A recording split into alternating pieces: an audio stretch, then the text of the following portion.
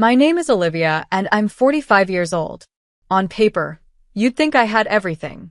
A thriving law firm with my name etched on the door. A high-rise office in Midtown Manhattan. A beautiful, intelligent 15-year-old daughter named Lily. A husband, Mark, working in Dubai on a global tech contract. To the world, I was a success story. But the truth? I was holding it all together with tired hands and quiet prayers. I'd built my life from the ground up. No favors, no shortcuts. My firm wasn't inherited. It was earned through late nights, courtroom battles, and sacrifices most people never saw. When Mark was transferred to Dubai for a year, I stepped into single-parent mode like I always did, with determination and a smile. Lily became my shadow and my light. She had her father's calm and my fire. Smart, creative, and with a voice that could melt an auditorium when she sang. We had routines.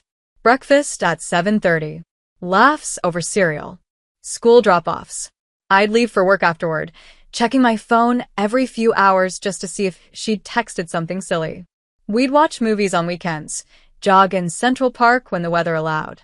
And every night, we called Mark together. Lily never missed a call.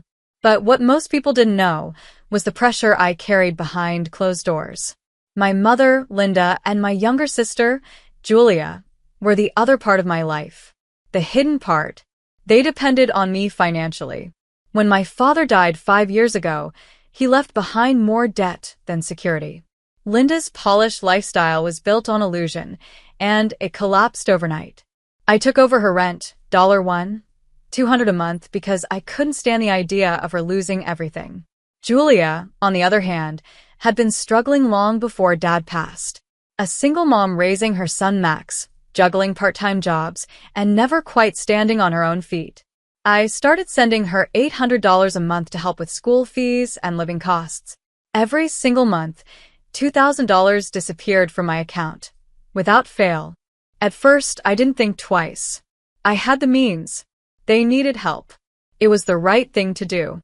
But slowly, something changed. Their calls weren't grateful. They were demanding. The requests became expectations. The expectations became pressure. And then came the guilt. You have more than enough, Olivia. Your daughter's private school must cost more than what we ask. Don't forget who raised you. It wasn't help anymore. It was obligation laced with manipulation. I started noticing things. Linda posting photos from brunches at rooftop cafes. Julia showing off designer handbags on Instagram.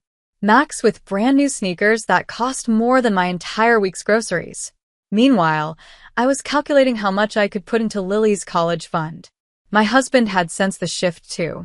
During one of our calls, he said gently, "Liv, I know you want to help them, but don't lose yourself in the process."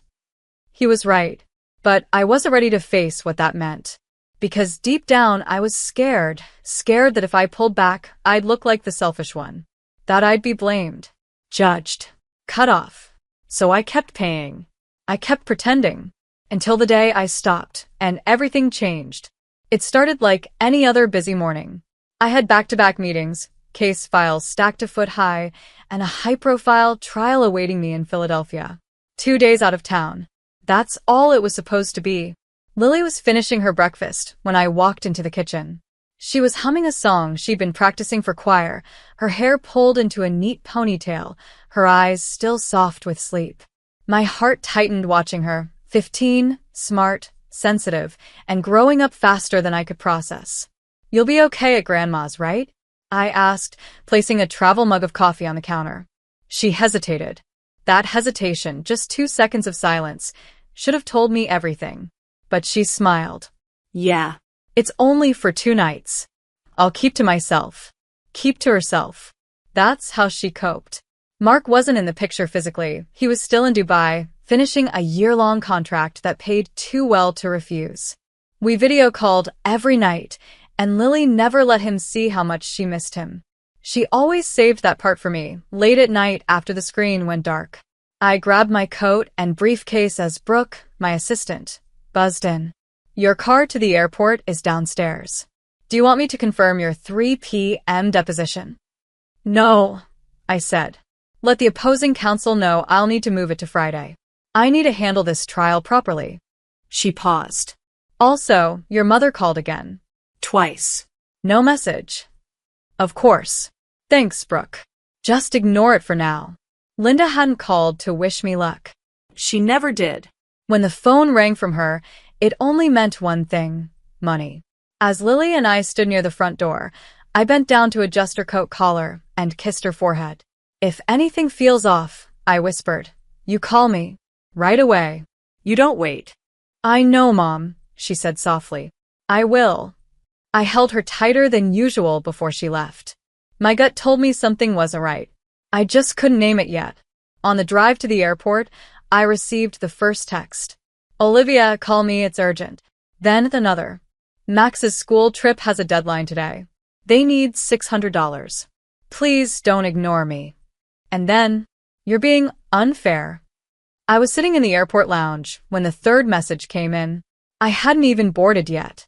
I sighed, locked the phone, and stared at the departure screen. I'd already sent them $2,000 just 5 days ago, as I had for the past 3 years. Without fail, without gratitude, without boundaries. I couldn't ignore it any longer. I dialed her number. She picked up on the first ring. Finally. Mom, I can't send any more money right now, I said calmly. I've already done more than I can reasonably afford. Her tone turned sharp instantly. So now you're counting dollars with your own family? You can fly first class and pay for Lily's private school, but you can't help your nephew go on a school trip? I've already sent $2,000 this month, I said. And Max doesn't need a trip. He needs structure. There was a beat of silence. And then came the venom. You've always looked down on us. You think just because you wear expensive heels and have your name on an office door, you're better than the rest of us. I blinked. Not with shock, but with clarity. This wasn't about money anymore. This was about control. And I wasn't willing to hand it over anymore. I'm done, Mom, I said. With the guilt. With the manipulation. I love you. But this is the last time we're having this conversation. Before she could respond, I ended the call. I boarded the plane with shaking hands. Not because I was scared, but because I knew I'd just done something irreversible. I had no idea how far she would go to punish me for saying no. The trial was going well. I should have been focused. My client, a small real estate firm, was being bullied by a massive construction company. The kind of case I took personally. I had spent weeks gathering evidence, building a strategy, preparing my opening. And by noon, I was already 2 steps ahead of the opposition. But my mind wasn't in that courtroom. It was still back in New York with Lily. I kept glancing at my phone, which I'd placed face down beside my files. She hadn't texted me all morning, which wasn't like her. Lily always sent updates. Even a "I'm bored" or "Max is being weird" would have been normal. But nothing? During the lunch break, I stepped out into the hallway to check again. Still no messages. Then suddenly, it rang. Caller ID, Lily. Relief rushed through me as I answered. Hey, sweetheart. I was just thinking about you. But what I heard wasn't her usual voice. It was breathless, unsteady, frightened. Mom, she got mad. Really mad. She pulled my hair and then slapped me hard. I fell and hit my arm. It's bleeding, Mom. I'm scared. I don't know what to do. For a moment, I couldn't move. My body went numb. My heart pounded so loudly I could barely hear my own thoughts. I gripped the phone tighter. Lily, listen to me. where are you right now? I'm still in the living room. Grandma's in the kitchen. Max just ran upstairs. I don't think he cares. Okay. Don't move. Don't talk to anyone. I'm calling the police right now. They're coming to get you. Please hurry, she whispered. It really hurts. I wanted to scream, but I couldn't fall apart now. I ended the call and immediately dialed 911. This is Olivia. My 15-year-old daughter is at her grandmother's house and has just been physically assaulted. Hair pulled, slapped in the face, fell on the ground. She's injured and scared. The dispatcher stayed calm, but I could hear them typing furiously. Units are being dispatched to the location. Do you have anyone else there who can reach her? No. No one. That's why I need you to get there fast. They promised they would. Next, I called Brooke. I need a flight back to New York. As soon as possible, I said, shaking. Also, start preparing the legal documents, restraining order, emergency custody block, everything. And stop all financial transfers to my mother and sister. Today. I'll handle it, she said without hesitation. Then I called Lily back. She answered immediately. Sweetheart, the police are on their way. Paramedics too. I'm coming home. I'll be there as soon as I can. She started to cry softly. She said it was because you didn't send the money, that it was your fault she had to teach me a lesson. I closed my eyes. This wasn't a tantrum. This was punishment. A calculated attack. Because I said no. And she used my daughter to send her message. 40 minutes later, Officer Davis called me personally. Miss Olivia, your daughter is safe. We've taken her to the nearest hospital. She has a bruised cheek, a sprained elbow, and a superficial cut on her arm. Emotionally, she's shaken. And Linda? I asked, my voice low and cold. We've arrested her for physical assault on a minor. Julia and Max were present, but neither intervened. Your daughter's account and the visible injuries line up. We'll need you to sign the formal complaint when you arrive. I'll be there as soon as I land. As I hung up, my hands wouldn't stop shaking. This wasn't just betrayal. This was war. And for the first time in my life, I wasn't afraid of what came next. Because now it was about Lily. By the time my plane touched down in New York, it was nearly midnight. I didn't bother waiting for my luggage. I had Brooke send someone for it later. Right now, I only had one destination, the hospital where my daughter was being treated for injuries caused by my own mother. The back seat of the car ride felt too quiet. Every red light, every pause in traffic made me want to scream. I was a woman used to controlling chaos in a courtroom, but this wasn't a trial. This was personal. Raw. When we reached the emergency entrance, Officer Davis met me just inside the glass doors. He gave me a small nod of respect, but I could see the weight in his eyes. She's stable, he said gently. Doctors treated the bruising and the elbow. No fractures, thankfully. But the emotional trauma? It's going to take some time. I nodded, swallowing hard. Where is she? Room 207. We assigned a nurse to stay with her until you arrived.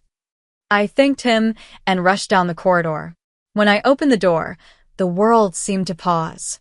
There's my daughter, my Lily, curled up in the corner of a hospital bed, her arm in a sling, a soft bandage on her cheek.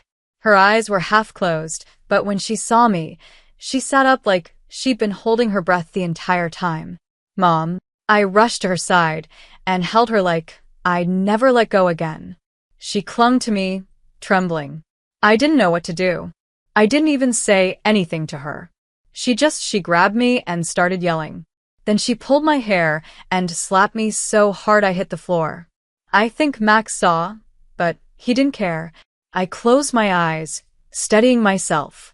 You did exactly what you were supposed to do, I whispered. You called me, and now you're safe. That's all that matters. We sat like that for a while, her head on my chest, my arms wrapped around her like armor. Then there was a gentle knock on the door. A woman in her mid-40s stepped in with a calm, kind presence. Dr. Kim, she said with a soft smile. I'm the on-call therapist assigned to Lily's case. I'd like to speak with her for a few minutes, if that's all right. I looked to Lily, who nodded quietly. I stepped into the hallway and stood by the window, arms folded, my mind racing. And then I did what I had been dreading all day. I called Mark. He answered on the second ring, his voice laced with exhaustion. Hey, Liv. How'd the trial? I'm at the hospital, I interrupted. He sat up. I could hear it in the shift of his voice. What happened? I took a deep breath, then told him everything. The screaming. The slap. The fall. The bruises. The fear. And finally, the arrest. There was silence on his end. The kind of silence that carries the weight of 1,000 emotions. I'm flying home, he said firmly. Tomorrow. First flight I can get. I didn't call to pull you away, I replied softly. I don't care, he said. I wasn't there when it happened. but I'll be there now. I nodded even though he couldn't see me. Lily's okay, but she needs both of us now. We hung up with a mutual promise. No more distance. Not now. Not after this. The next morning, Lily was discharged. She walked slowly, her arms still sore, but she held my hand the entire way out of the hospital. We didn't talk much in the car. She stared out the window, and I knew her silence wasn't anger. It was shock. The kind of quiet that settles after you've been hurt by someone you thought you could trust. When we reached home, I helped her into bed, pulled the covers over her, and kissed her forehead. "I'll be in the next room," I whispered. "I'm not going anywhere." Just as I turned to leave, she asked in a small voice, "Mom, is she going to hurt someone else now?" I turned back. No. She won't hurt anyone again, because I was going to make sure of it. The house was quiet the next morning, but not peaceful. Lily was still asleep upstairs. I had barely slept at all. I spent the early hours replaying everything, every bruise I'd seen, every word Lily had whispered between sobs. By sunrise, I was dressed, coffee in hand, standing in my home office with police reports spread across the desk. The stillness of the room was a stark contrast to the storm inside me. At exactly 7:15 a.m., Thomas, my firm's senior legal consultant and longtime friend, walked through the front door. I didn't wait to meet at the office. I wanted this started now. He sat down without saying much. He knew me well enough to skip the small talk. I handed him the folder. Hospital report. Photos of the injuries. Security footage from the building hallway. And the voice recording from the 911 call. I said, "It's all there." He skimmed through it, his brow tightening. "This isn't just a case," he said. "This is textbook child endangerment and assault. And I want her prosecuted to the full extent of the law," I said without flinching. "No plea deal. No family settlement. She doesn't get to walk away from this." He nodded. "We'll file for a permanent restraining order, full child abuse charges, and also move to terminate all financial obligations, past and future." "Already frozen the accounts," I added. "Brooke locked everything down the minute Lily was in the hospital." "She's smart," Thomas said. "She's loyal," I corrected. Just then Brooke called. I put her on speaker. "Julia just attempted a transfer request through the backup account." I denied it. "She also left 3 voicemails, and your mother called 12 times overnight." "I don't want to hear a single one of them," I said. "Just document every call, every message." "You got it." The phone buzzed again. This time it was a message on an old social media account I hadn't touched in years. It was from Linda. "Why would you call the police? Lily wasn't in real danger. It was just a lesson. You overreacted." I read it once, and then again. My jaw clenched. My chest tightened. A lesson? She had hit my daughter, pulled her by the hair, knocked her to the ground. And she dared to call that discipline? Thomas glanced over and gently removed the phone from my hand. "Don't respond," he said. "We let the courts respond for you now." And that was it. Something in me snapped, but not in anger. In clarity. This woman wasn't my mother anymore. Later that afternoon, I picked Lily up from school. She walked slowly, arms still stiff in the sling, but when she saw me waiting, her face lit up. She opened the car door and got in quietly. I handed her a bottle of water. "I had a good day," she said after a few minutes. "My teachers didn't ask questions, just said they were glad I was okay." I nodded. "I spoke with Dr. Kim. She wants to keep the weekly sessions going." Lily was quiet for a second, then said, "I want that too." There was a maturity in her voice I hadn't heard before. When we pulled into the driveway, she turned to me and asked, "Did you really cut them off? Grandma and Aunt Julia?" I looked her straight in the eyes. Yes. Completely. No more calls. No more money. No more control. She leaned back in her seat, exhaled, and gave a soft smile. It was the kind of smile that said, "I finally feel safe." And for the first time in years, I felt safe too. 2 days later, Mark arrived from Dubai. I met him at the airport with Lily standing beside me, her arms still in a sling but her eyes brighter than they had been in days. When Mark stepped through the arrival's gate, Lily ran first, dropping her backpack and launching into his arms like the world was finally back in place. He hugged her tightly, eyes wet, heart full. Then he looked at me over her shoulder and mouthed, "I'm so sorry." I shook my head and whispered back, "You're here now. That's all that matters." The three of us drove home in silence, but not the heavy kind. It was the kind of silence you share when you're simply grateful to be together again. That evening, Lily sat at the piano and played softly while Mark and I made dinner. Her fingers hesitated at first, but then came the melody she'd been practicing before everything happened. Her voice joined in a few lines later, gentle, steady. She was healing. And so were we. The next morning we filed everything. Formal charges against Linda for child abuse and physical assault on a minor. A no-contact restraining order. A petition to revoke any claim to future support or guardianship. We had all the evidence. The hospital report. Photos of Lily's injuries. The recorded 911 call. Security camera footage from the building hallway. And, perhaps most damning, the message from Linda herself. It was just a lesson. The court date arrived faster than I expected. Linda appeared calm, almost smug, in a plain gray sweater and minimal makeup. Julia sat behind her, arms crossed, eyes darting. They had hired a cheap lawyer, someone who barely glanced at me across the aisle. Our side was solid. Thomas stood beside me, Mark behind me. Lily sat outside with Brooke, away from the pressure. When it was time to speak, I stood and gave my statement. This isn't about a family disagreement. This is about a woman who thought it was acceptable to use violence to regain control. She used my child to punish me for saying no. That's not parenting. That's abuse. The judge didn't need long. This court finds Linda guilty of assault on a minor and child endangerment, he ruled.